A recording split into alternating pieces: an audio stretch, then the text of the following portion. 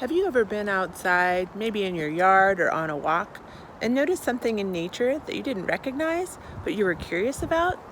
We're introducing Nature Sparks, a series of short videos by our own outdoor school staff to help you get curious and know more about natural things in your own neighborhood.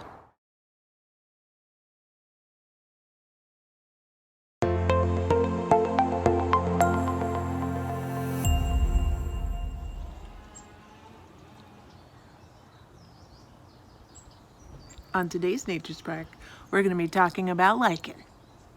Not only that, we're going to answer the age-old question, what is the difference between a moss and a lichen?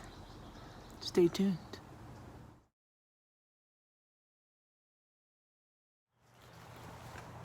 Have you ever noticed something growing on the side of a tree? Normally, it's one of two things. It's moss or lichen. It could be something else, but most of the time, it's one of those two.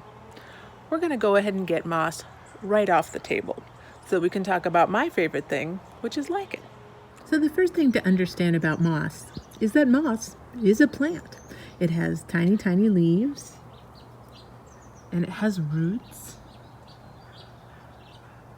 and it uses air, sun, water, and soil to make its own food through a special process called photosynthesis.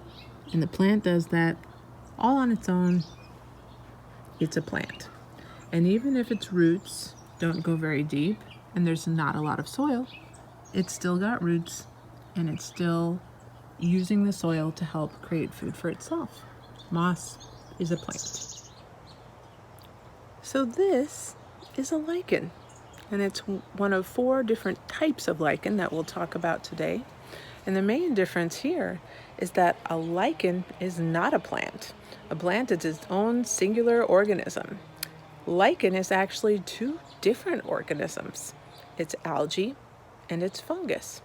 2 different, complete different organisms working together in a beneficial relationship that we call symbiosis. Symbiosis, 2 organisms helping each other out. So what happens is that this collection of algae will be hanging out together, and fungus will come and find it and give it a big old hug. And what happens then is that the algae will make food for the fungus through photosynthesis, which we just talked about. And while the algae is making food for the fungus is protecting the algae from the sun and the elements so that it doesn't dry out. So they're just sitting there together, helping each other out, being symbiotic. It's pretty great. Let's learn about the different kinds of lichen.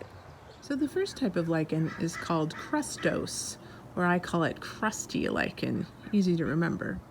So if you look closely, a crustose lichen is right up against the thing it's growing on. It doesn't have things coming out of it per se, it's flat, and that might be the side of a tree or a rock or even your driveway. And now that you know what it looks like, you're gonna see it everywhere. The next kind of lichen, and this tree is awesome because it has most of them on it, is called squamulose. And what I like to think about with the squamulose lichen is that it's a bunch of pebble-shaped pieces of lichen that are all bunched together and squatted down. So squamulose, squatty little pieces of lichen all hanging out right there. And again, there are lots of different ways that these look. For example, if we go up a little, here's another crusty lichen.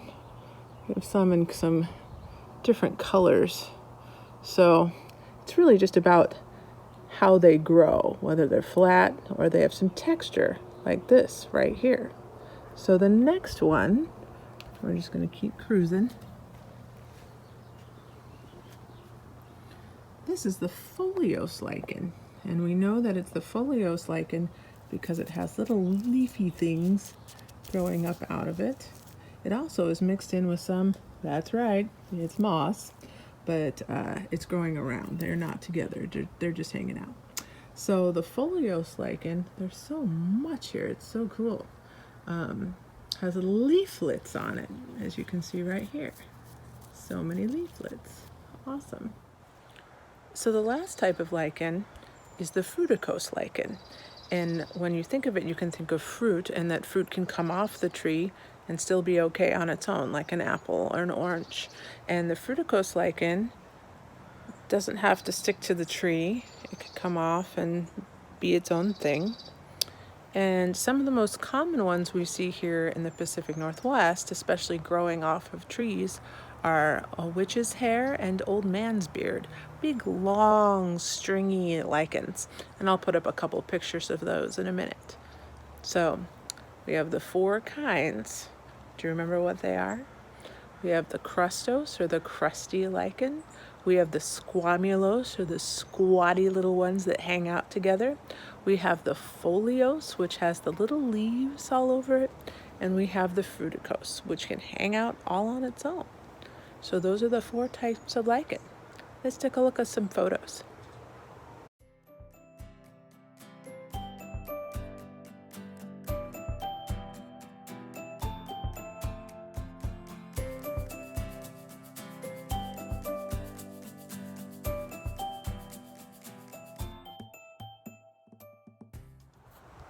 Weren't those cool? Lichen are amazing. So a couple of other things to remember about lichen. So there are 4 different types that we talked about, but there are lots of different species. So you'll see all kinds of lichen that maybe look very different, but they'll grow in one of those 4 ways. Do you understand? It's a little confusing. You'll get it over time. Again, we believe that the best way to get to know any kind of living thing or non-living thing is to draw it. So if you have some time and you have some colored pencils and you find some lichen, sit down and draw it. Get to know it really well. The last really cool thing about lichen is it's one of the first things to grow in sometimes very harsh climates. You'll find lichen way up high in the mountains where nothing else is growing, where it's just rocks and glaciers and lakes. And lichen come first, and then they make a place where dust and other particles can settle and create a kind of soil so that other organisms can grow on top.